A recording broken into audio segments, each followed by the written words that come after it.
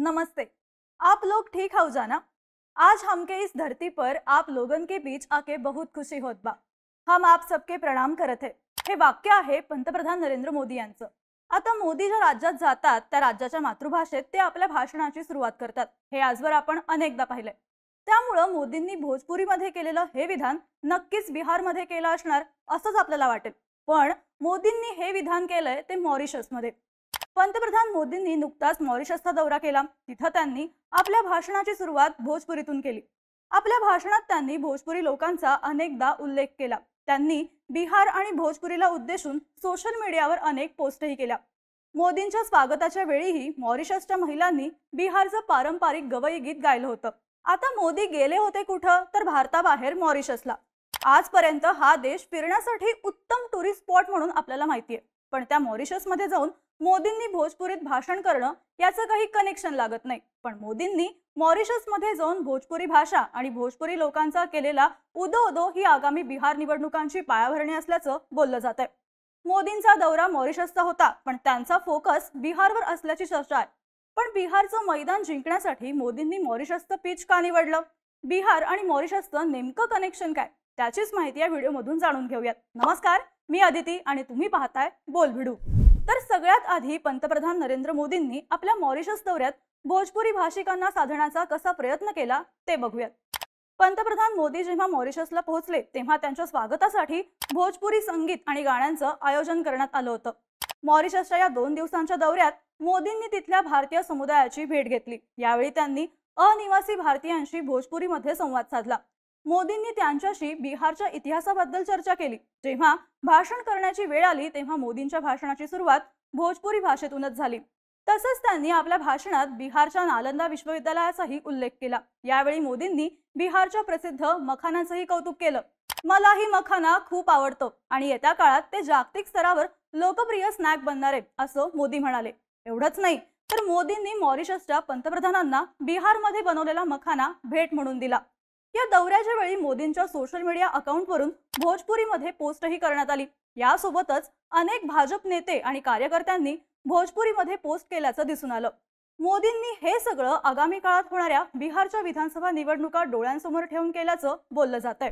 पण भारताबाहेर असलेल्या मॉरिशसमधून मोदींनी बिहार निवडणुकांसाठी वातावरण निर्मिती कशी केली हे समजून घेण्यासाठी आधी आपल्याला बिहार आणि मॉरिशसचं कनेक्शन समजून घ्यावं लागतं। मॉरिशस हा हिंदी महासागरातला एक अगदी लहानसा देश। चारही बाजूंनी समुद्र असलेली ही एक आयलंड कंट्री आहे। पण मॉरिशसची मिनी बिहार अशी ओळख सांगितली जाते। या देशाची लोकसंख्या जवळपास 12 लाख आहे। त्यापैकी तब्बल 70% लोक हे भारतीय वंशाचे आहेत। या 70%पैकी 50%हून अधिक लोक भोजपुरी भाषा बोलणार आहेत। मॉरिशन क्रियोल ही या देशाची मुख्य भाषा, पण इथे भोजपुरी ही मोठ्या प्रमाणात बोलली जाते। मॉरिशसचे पहिले पंतप्रधान शिवसागर रामगुलाम हे बिहारच्या भोजपुर जिल्ह्याचेच होते। आता तुम्हाला प्रश्न पडला असेल की हा देश इतक्या लांब हिंदी महासागरात वसलेला आहे, भारतापासून हजारो किलोमीटर दूर, मग या देशात इतके भारतीय आणि त्यातही भोजपुरी लोक कसे गेले? तर याचा इतिहास थोडक्यात सांगते। 19व्या शतकात भारतावर ब्रिटिशांचं राज्य होतं। त्या काळात ब्रिटिश भारतातल्या अनेक मजुरांना मॉरिशसमध्ये घेऊन गेले होते। या मजुरांचं काम होतं मॉरिशसमध्ये शेती कामात मदत करणं। 2 नोव्हेंबर 1834 ला भारतातून ॲटलास नावाचं एक जहाज मजुरांना घेऊन मॉरिशसला गेलं। या जहाजातले 80% मजूर बिहारमधले होते। हे मजूर प्रामुख्याने भोजपुरी भाषा बोलायचे। कालांतरानं हे मजूर मॉरिशसमध्ये स्थायिक झाले आणि त्यांच्यासोबत भोजपुरी भाषा ही मॉरिशसमध्ये पसरली। मॉरिशसमध्ये हे जे बिहारचे मजूर आले त्यांना गिरमिटिया मजूर असं म्हटलं जायचं। गिरमिटिया हा ॲग्रीमेंट या शब्दाचा अपभ्रंश।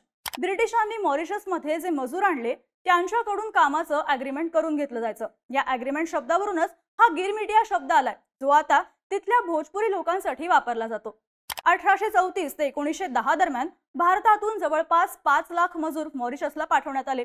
हे मजूर मॉरिशसला जाऊन तिथंच स्थायिक व्हायचे। त्यांच्या नंतरच्या पिढ्यांनीही मॉरिशसलाच आपलं घर मानलं। अशा प्रकारे मॉरिशसमध्ये भारतीयांची आणि विशेषतः बिहारमधील भोजपुरी लोकांची संख्या वाढली आणि हळूहळू तिथलं त्यांचं प्रस्थही वाढत गेलं।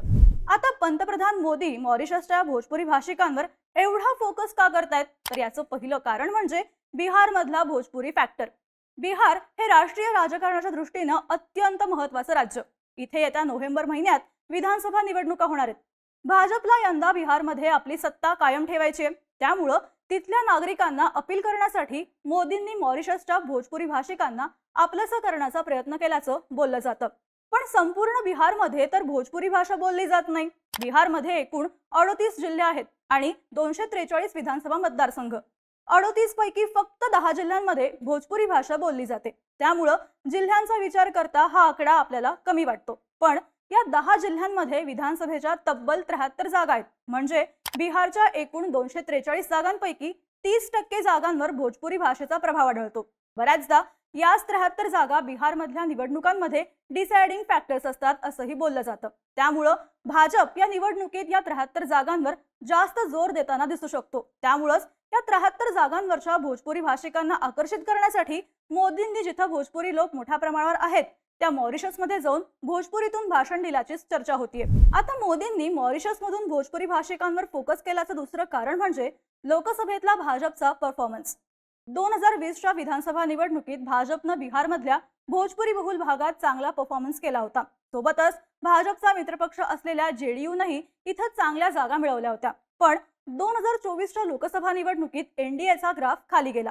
2024च्या लोकसभा निवडणुकीत बिहारच्या बक्सर, आरा, सासाराम आणि औरंगाबाद यांसारख्या भोजपुरी भाषिक जिल्ह्यांमध्ये एनडीएचा पराभव झाला। पूर्वी ज्या भागात भाजपचा जोर होता तिथं आरजेडीनं मुसंडी मारल्याचं लोकसभा निवडणुकीत पाहायला मिळालं। ही गोष्ट पंतप्रधान नरेंद्र मोदी तसंच बिहार आणि भाजपच्या केंद्रीय नेतृत्वानं नक्कीच हेरली असणार। त्यामुळं बिहारमधली आपली सत्ता टिकवायची असेल तर भाजप जेडीयू युतीसाठी हा भोजपुरी बहुल भाग अत्यंत महत्त्वाचा आहे। इथूनच भाजपला आपल्या सत्तेचा मार्ग सिक्युअर आणि सुकर करणं शक्य आहे। त्यामुळेच लोकसभेचा सेटबॅक पुसून टाकत पुन्हा एकदा या भोजपुरी बहुल भागावर आपला प्रभाव निर्माण करण्यासाठी मोदींनी मॉरिशस दौऱ्यात भोजपुरी भाषिकांकडे जास्त फोकस केल्याचं म्हटलं जातंय। पंतप्रधान मोदींनी बिहारमधल्या अनिवासी भोजपुरी समुदायाशी कनेक्ट करण्याची ही पहिलीच वेळ नाही। यापूर्वी त्यांनी गयाना, फिजी, त्रिनिदाद आणि टोबॅगो, सुरिनाम आणि सेशेल्स यांसारख्या इतर देशांमध्येही हाच प्रयत्न केलाय। या सर्व देशांमध्ये भारतीय वंशाचे नागरिक मोठ्या प्रमाणात आहेत, त्यातही बिहारमधल्या लोकांचा वाटा मोठा आहे।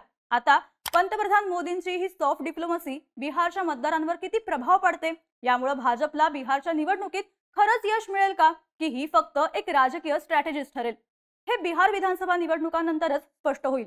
तुम्हाला याबद्दल काय वाटतं? मोदींनी मॉरिशस दौऱ्यातून बिहार विधानसभेसाठी मैदान तयार करायला सुरुवात केली आहे का? याचा भाजपला बिहारमध्ये खरंच फायदा होणार का? याबद्दलच्या तुमच्या प्रतिक्रिया आम्हाला कमेंट करून नक्कीच सांगा आणि अशाच राजकीय घडामोडी विस्ताराने पाहण्यासाठी बोल भिडूच्या YouTube चॅनलला सबस्क्राइब करा।